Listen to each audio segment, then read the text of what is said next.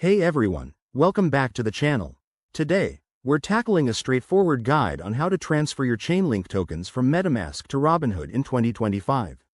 If you're into crypto, you know how important it is to move assets securely and efficiently, especially with the evolving landscape of decentralized finance. Whether you're consolidating your portfolio or preparing for trades on Robinhood, this step-by-step tutorial will get you there quickly and safely. First things first, make sure you have the basics covered.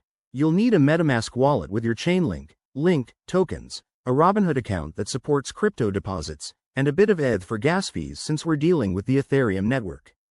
Let's dive in. Step 1.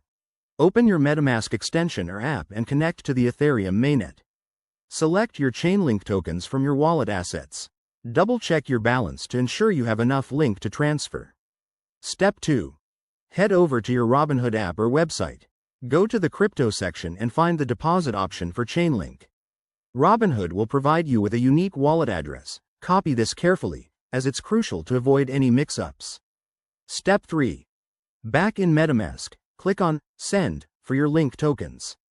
Paste the Robinhood wallet address into the recipient field, enter the amount you want to transfer, and review the transaction details, including fees. Remember, gas fees can vary, so it's smart to check current Ethereum network conditions. Step 4. Once everything looks good, hit Confirm to sign and broadcast the transaction. You'll need to approve it with your Metamask password. Keep an eye on the transaction status using a blockchain explorer like Etherscan. Step 5. Wait for the transfer to complete.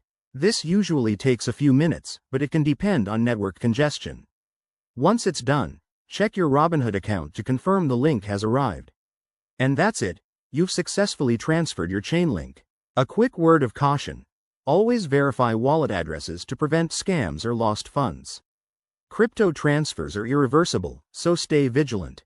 If you're new to this, consider starting with a small amount.